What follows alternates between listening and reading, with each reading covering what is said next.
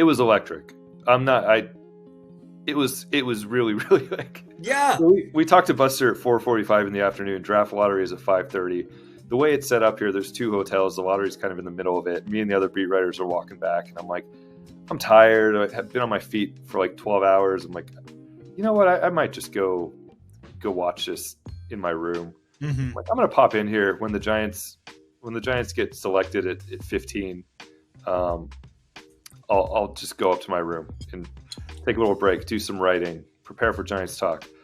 And we're standing there, and all these names keep coming off, and we're like, oh, Giants moved up in the lottery. So it actually was like really, really fun to be in the room for that. And everyone's kind of trying to figure out where they're going, and you're sitting there going, are they actually going to go up to like number one? Because they had a 1.01% chance of having the first pick. They end up at fourth, but it was cool. And Randy Wynn comes off the stage. He represented them. Good luck charm, our friend Randy Wynn.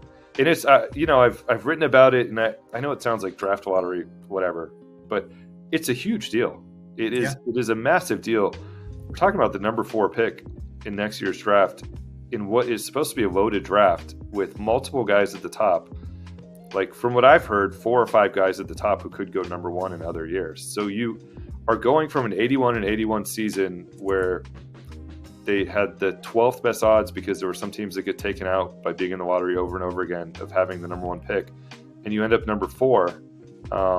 They've picked in the top 5 times in their history. It was Will Clark, Matt Williams, Jason Grilly, Joey Bart, and Buster Posey. Like, you can see the kind of talent you get there. Yeah. And I think the important thing here is, one, just, it's just another avenue to adding young talent at a time when they need it. The number 4 pick should be really good. They have the advantage of Tony Vitello, who has recruited probably all these guys and coached against them. So this is one of the bigger draft picks in franchise history, but they're set up pretty well with Tony, I think. And at least for a couple years, Tony will be really knowledgeable about all those college guys.